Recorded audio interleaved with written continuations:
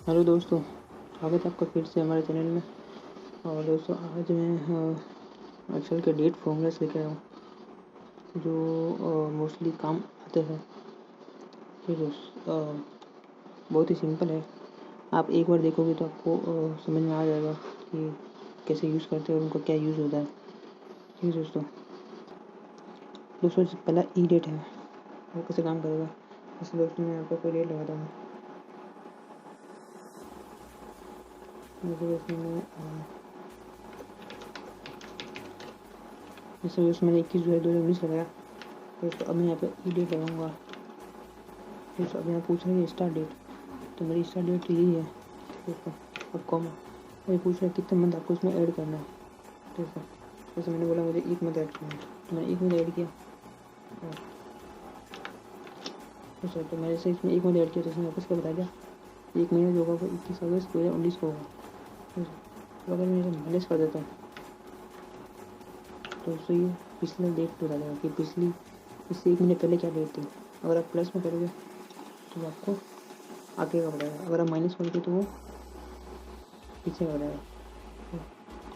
जैसे दोस्तों मैंने यहाँ पे 12 मिनट डाल दिए या मान लो मैंने यहाँ पे 11 मिनट डाल दिए। सब अगर आप हाथ से काउंट करने जाओगे अगर मैनुअली तो आपको थोड़ा सा टाइम लगेगा, लेकिन आप फॉर्मूला से काउंट करोगे तो आपको विद इन सेकेंड रिजल्ट मिल जाता है। तो इससे यहाँ पे क्या आ गया 21 जून 2019। ठीक है 21 जून 2019 आ गया। अब दोस्तों अगर जैसे मैं सेम डेट को अगर ईओ मंथ में रखता हूँ, अगर मैं सेम डेट को ईओ मंथ में रखता हूँ, अब अगर दोस्तों मैं सेम मंथ में इसमें भी दोस्तों सेम फॉर्मूला है स्टार्ट डेट, उसके बाद मंथ है कितने मंथ ऐड करने हैं लेस करने हैं। ठीक है सर मैंने यहाँ पे मैंने ऊपर मैंने 11 किए थे, यहाँ पे मैं 11 करता हूँ। तो देखो दोस्तों आपको दिख रहा होगा दोनों का डिफरेंस।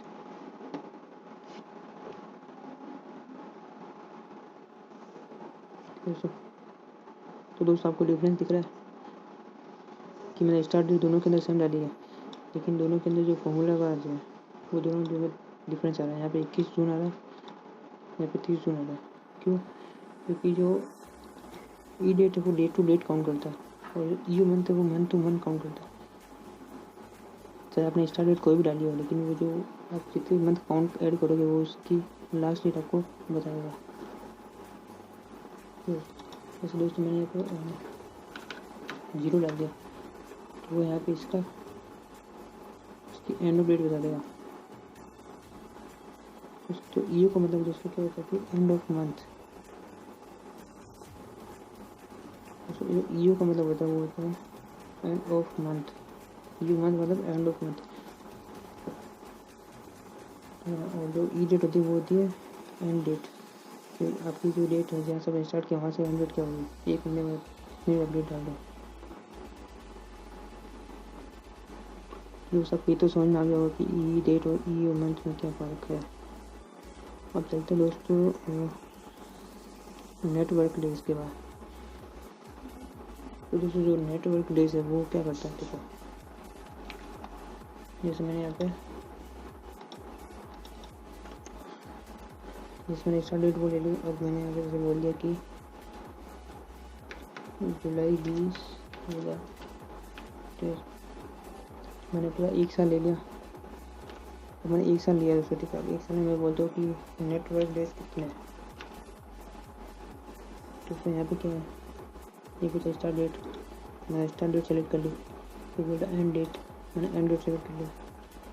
तो देखो दोस्तों एक साल में कितने होते हैं 365 दिन, पर ये बताएगा 261 डेज। क्यों? क्योंकि ये संडे और सैटरडे को काउंट नहीं करता। तो एक साल में कितने संडे और सैटरडे होता है, लगभग इससे एक महीने में 8 होता है। तो 8 इंटू 12 जाता है, ठीक है 96 प्लस। ठीक है तो किसी महीने में 205 संडे और 5 सैटरडे आता है। तो ऐसे करके मतलब 4-5 वो हो गए तो मतलब 365 दिन हो गए। दोस्तों यहाँ पर ये संडे और सैटरडे काउंट नहीं करता है। और दोस्तों एक चीज़ और कि यहाँ पर दोस्तों एक हॉलीडे भी पूछता है। जैसे वो किसी जैसे आपको मंथ, जैसे आपको हॉलीडे भी काउंट करना है, अगर आपको हॉलीडे भी निकालना है तो आपको क्या करना पड़ेगा, यहाँ पे हॉलीडे की डेट डालनी पड़ेगी। जैसे मैं यहाँ पे मैंने लगा मैंने छोड़ दिया, मैंने यहाँ पे क्या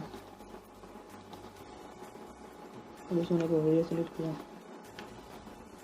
तो ये यहाँ पे कौन सा रहा है, 4 आ रहा है।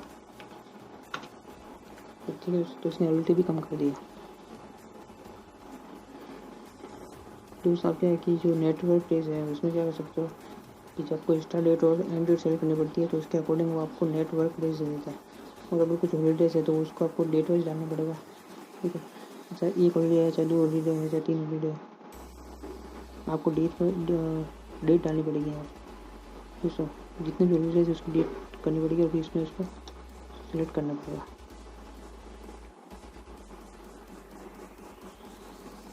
तो आपको नेटवर्क डेज दे देगा कि नेटवर्किंग डेज कितने हुए।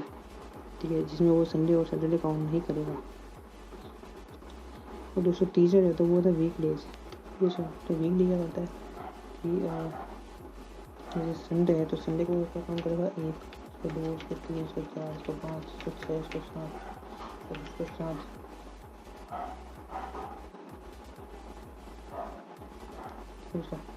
सॉरी संडे वापस आ गया।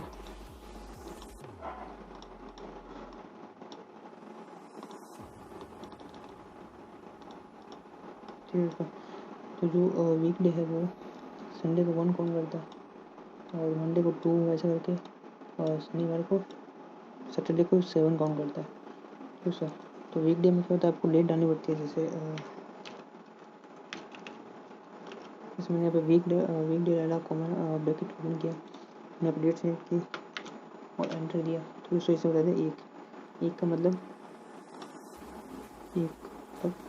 21 जुलाई को संडे है, यानी कि आज। इस वजह से यहाँ पे देखो, आप कैलेंडर में देख सकते हो कि 21 तारीख को संडे आ रहा है। ठीक है, इससे 27 को आ रहा है सैटरडे, तो 7 होगा। उसके बाद में यहाँ पे 27, अगर मैं यहाँ पे 27 डाल दूँ तो इसने 7 को बता दिया। दोस्तों तो वीक डे क्या करता है, वीक काउंट करता है कि किसी डेट के अंदर कौन सा डे आ रहा है, उसका नंबर आपको बताता है। ठीक है, जैसे 27 जुलाई है तो 27 जुलाई में क्या हुआ कि 7th डे आ रहा है, मतलब शनिवार। जैसा अगर ये कहता है कि 4th डे मतलब उस दिन बुधवार होगा, वेडनेसडे होगा। अगर ये कहेगा कि ये यहाँ पे 3 आ जाता है तो यहाँ पे मतलब ट्यूसडे होता है। ठीक है, तो आप कोई भी डेट से उसका वीक नेम निकाल सकते हो, उसका डे नेम निकाल सकते हो कि वो कौन सा दिन है। आपको कोई भी पर्टिकुलर डेट दे रखी है उसमें आपको, अब आप अगर कैलेंडर देखने जाओगे तो टाइम लगता है, लेकिन अगर आप इसमें एक वीक डे का फॉर्मूला लगा तो आपको सिंपल सा कुछ करने की ज़रूरत नहीं है, विदिन सेकेंड रिजल्ट आपको मिल जाता है। ठीक है, अब दूसरा आता है जो लास्ट फॉर्मूला वो है डे 60। डे 360 जो है वो 360 दिन के हिसाब से साल गिनता है और 360 के हिसाब से ही आपको दिन का जो डेट का डिफरेंस बताता है। कैसे बताता है, तो जैसे देखिए मैंने यहाँ पे आज की डेट डाली, ठीक है, और उसके बाद मैंने 20 ये है तो मैंने बोल दिया 20 जुलाई 2020।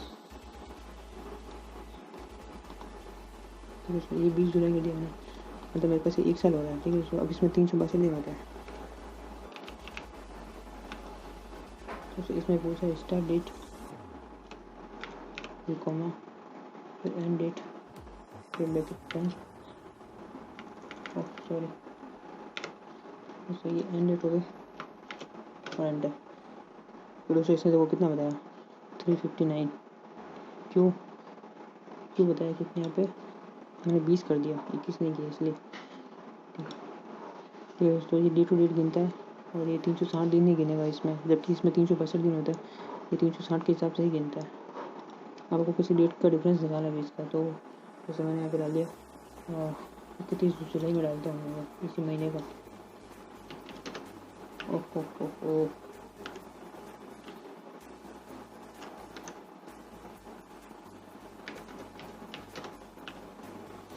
ठीक है, तो इसने बताया 10 दिन, लेकिन ये 360 दिन, साल के 360 दिन ही गिनता, 365 नहीं गिनता।